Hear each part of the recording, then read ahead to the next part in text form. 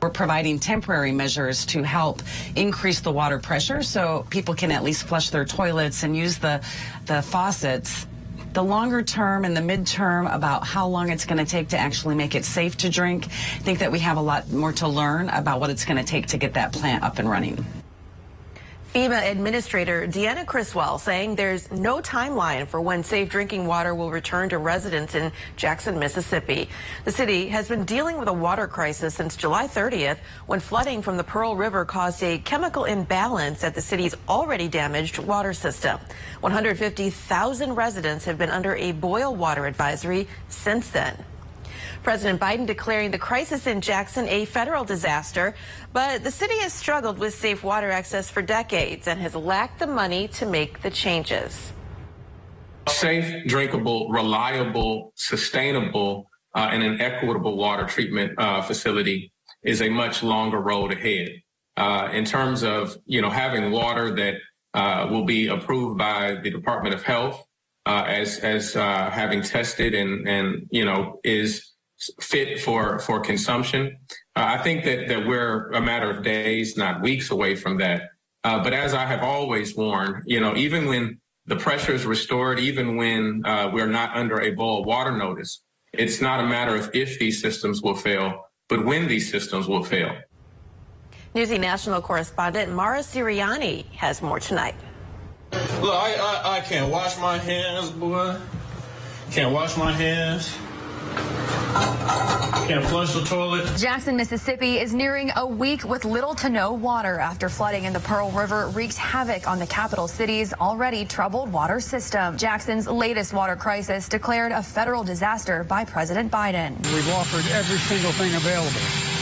In Mississippi, the governor has to act. And patience is running thin in the city of 150,000 people, the majority of which are African American. The city has been under a boil water notice since July after tests showed water quality was cloudy, triggering health concerns. We have water issues that have been neglected for at least 4 decades. Shirley Harrington is a longtime resident of Jackson. It's like playing Russian roulette, that you don't know if you're going to wake up with water.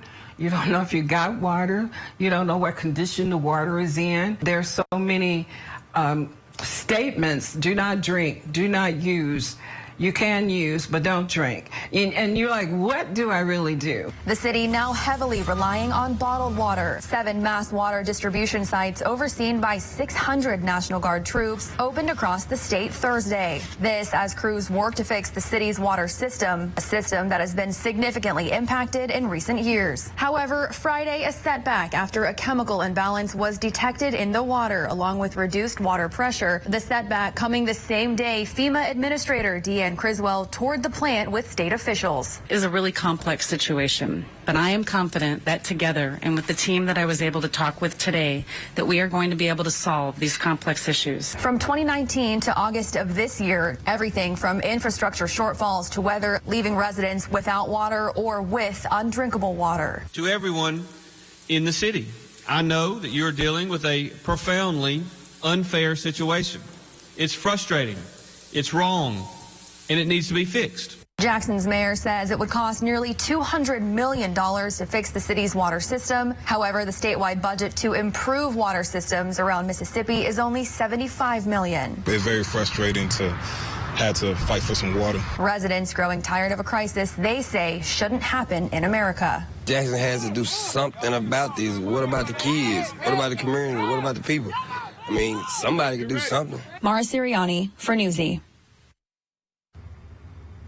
Joining us now is Chloe Dombrowski, President and CEO of Disaster Recovery Institute International. Chloe, thank you so much for taking time to join us.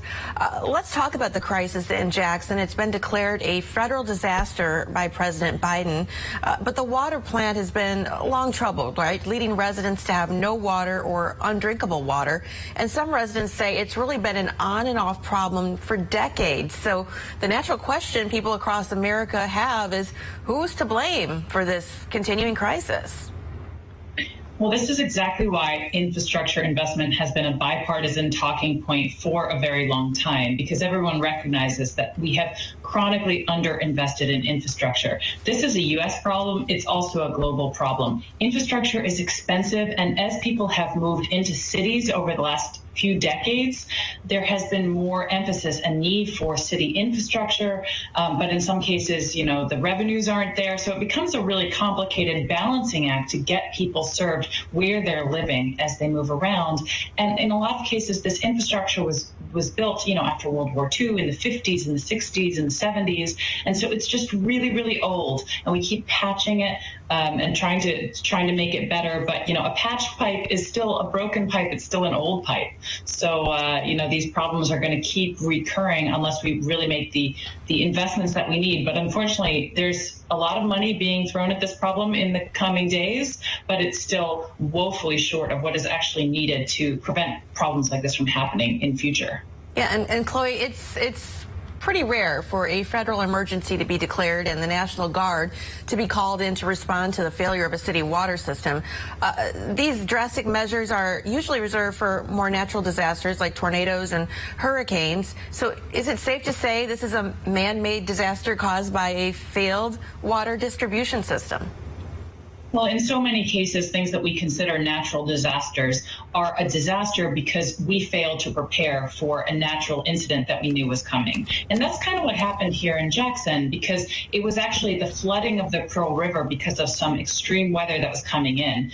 Mississippi is no stranger to extreme weather, hurricanes, excessive rainfall, and they were actually predicting very widespread floods throughout the city of Jackson. Thankfully, that was avoided, but it was only avoided by half a foot. If the river had been half a foot higher, we would be looking at major, major flooding across the Jackson area. So fortunately, that was avoided, but it did trigger this failure in the water treatment plant, which is a cascading and predictable impact of something like extreme rainfall. This is something that happens in lots of cities, by the way. It might not be quite as obvious or quite as dire as what's happening here in Jackson, but water treatment plants can be, can fail during extreme rainfall or water. So if there are floodwaters around you, I highly encourage you not to go in them because it's probably untreated, maybe not very safe. Whether it's moving, whether it's stagnant, just kind of avoid it in general. So this is the kind of thing that, yes, it's a man-made impact that was caused by a natural incident, but that's very predictable. We know these things happen, and we really need to boost our infrastructure to better prepare for these kinds of things, because once it starts to happen, it leads to more problems. So a failure in the water treatment plant can lead to corroded pipes, can lead to broken pipes or lead in the water, and all kinds of downstream impacts. So best to try to invest. And you brought up flooding, and we're in a season where we do see natural disasters. It's hurricane season. The Gulf Coast, places like Mississippi, they have their fair share of major hurricanes, and especially in recent years. So what kind of a disaster would that be if a hurricane were to significantly impact Jackson today? What would the city be up against? How would residents deal with that? Yeah, so residents certainly are going to have to prepare themselves as best they can, especially during hurricane season. September is National Preparedness Month. It's when we try to bring awareness for these issues in general, that people need to be prepared. Communities, families, businesses, and cities need to prepare themselves for something like a hurricane. We know that hurricane season is in full swing now, so people do need to make sure that they do have water at home. Obviously, that's harder for residents in places like Jackson, but certainly if the power goes out, this is something that could affect anybody. It's important to have half a gallon to a gallon of drinking water per person per day for at least 3 days worth, especially during hurricane season or summer storm season, depending on where you live, but really anywhere in the country. And then you need non-potable water as well for bathing, for flushing toilets. We know that this is an issue in Jackson right now because of the low water pressure as a result of less water coming through the water treatment plants. So it's good to have a little bit of both on hand. Certainly if you can afford a generator, that's great, but obviously a lot of the residents of Jackson can't afford something like that. So that's something that needs to be considered in terms of making sure that government resources are used to support vulnerable communities, and those of us who can take on our own preparedness, take responsibility for that and prepare ourselves for things like hurricanes. Because, certainly the first responder in any sort of emergency situation is likely to be be a family member, a friend, a neighbor. It's not going to be a professional. So we all have a stake in this, and we all need to make sure that we're prepared. Yeah, a lot of frustration there in Jackson, but certainly good advice for everyone as we are in the midst of hurricane season. Chloe Dombrowski, President and CEO of the Disaster Recovery Institute International, thank you so much for joining us. My pleasure, Julie.